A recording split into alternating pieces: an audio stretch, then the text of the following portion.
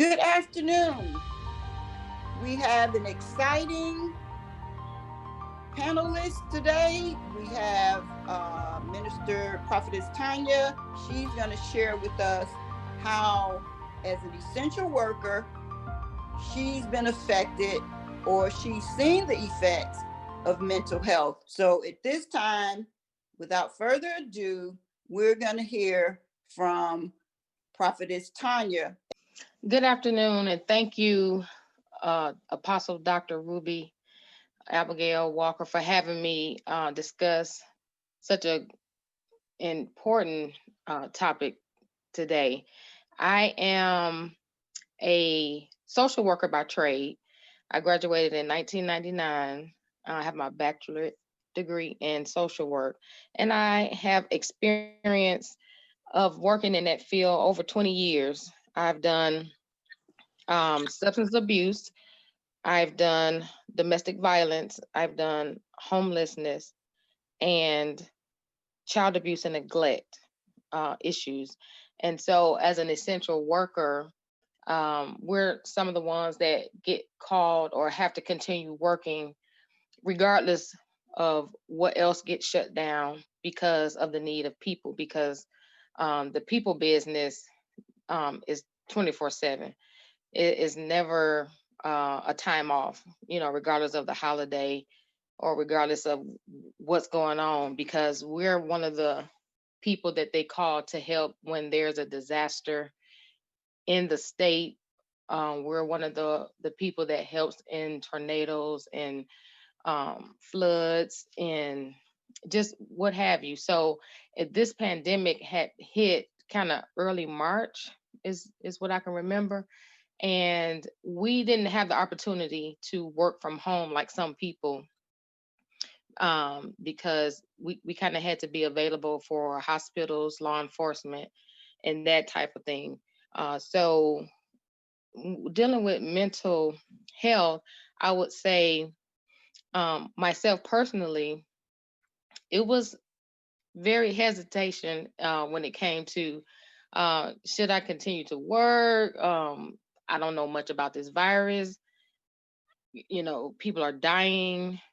How is it transmitted? We just didn't know a lot in the beginning, and there's still more that we need to learn. However, my faith had given me the strength to just go on out and continue to do the work and believe that, I'll be protected. So I have to say that the thoughts of coming in contact with a person that would be positive continuously crosses, a person's mind. It crossed mine.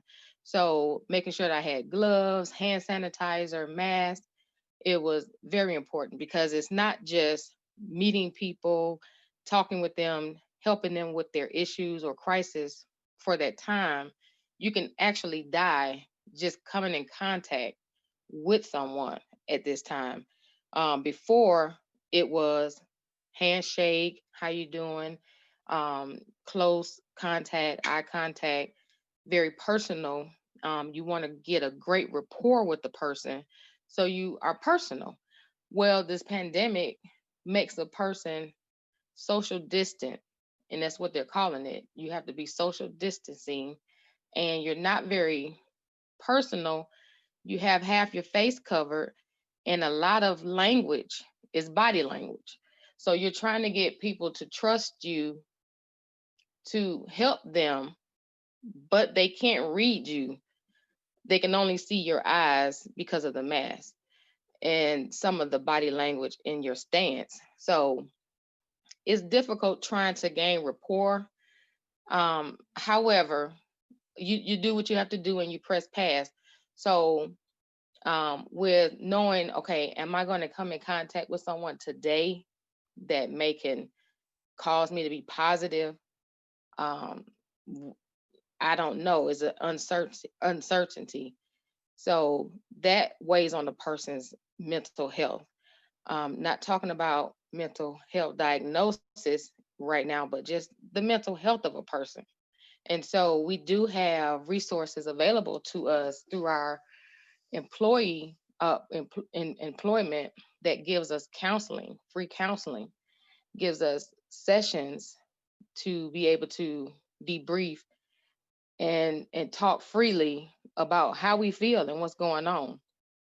So even though a lot of the work that I do, I can't possibly share with a family member or a friend, I can take some counseling sessions and I could tell them. So with that being said, I'll say check on your well friends, not just the ones that you know that have struggles in mental health or mental um, illnesses, but check on the ones that's well and saying that they're fine. So that's just a sidebar. So check on your well friends as well as those that you know that are diagnosed with different things and are struggling with some mental health outlets. So I'm able to talk and get counseling to debrief as well as take time off. And so what I do is I listen to myself. I listen to my body. I listen to my mental health that tells me, okay, today you need to let your supervisor know that you may come back in a day or two because you need to take time for yourself to do just what it is that you want to do, whether it's spend time with your family, friends, read a book, watch a program, listen to some music, what have you. But you need to take time for yourself and rest on those occasions. So with mental health, I would just say don't burn yourself out trying to do too much that will get you in an overwhelm in way. A lot of times we think that we can do it all, especially if you're younger.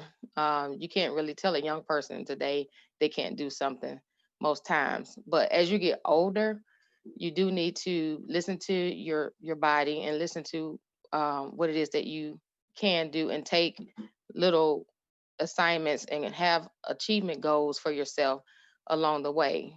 This is what I plan to do even in a week or just the end of the day, versus 3 months, 6 months, a year. Give yourself small goals so that you can feel accomplished and achieve as you complete those. Because a lot of times we do things and we start things and we don't finish them and then we don't complete them and it makes us frustrated. It can make us frustrated.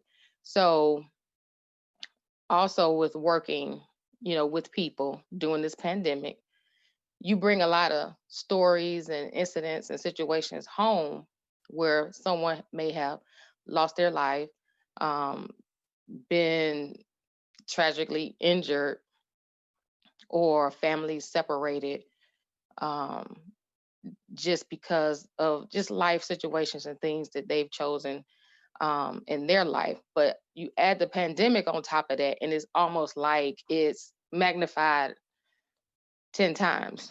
And so it's hard to um, kind of separate when you leave work and then you leave work and then you come home and you have to kind of come to yourself to give yourself an opportunity before you interact with your family, and they need to know that that you need a moment. You need to say, I need maybe 30 minutes to 40 minutes just to get off work, just to collect myself.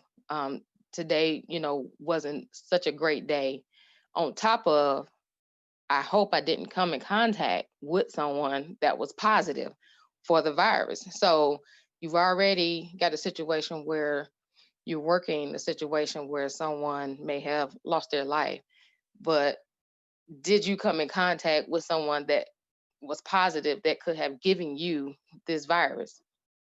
Because we're still learning and trying to understand, how to maneuver through this whole pandemic, and when, would things be lifted? When do we go back?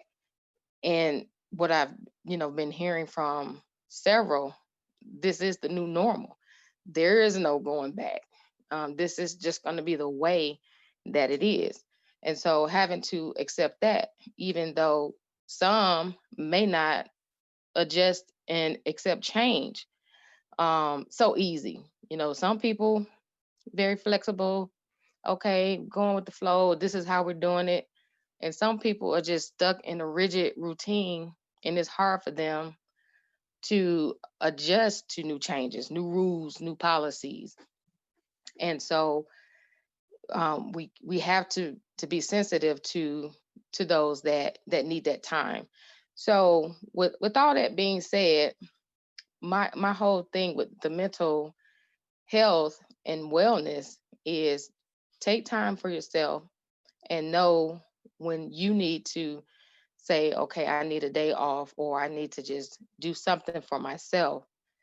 And also knowing when you need to talk to someone and not always just carrying that load, knowing that there's resources out there that you can, you know, contact to just go ahead and be able to receive counseling, which, a lot of communities, they're not embracing that word or that idea that counseling is something, is not for me, but it's a place, a safe place. It should be a safe place where you can go and talk and discuss some issues that could be concerning. So also, just with that being said, just look into those resources that you may have available to you in your employment, your community.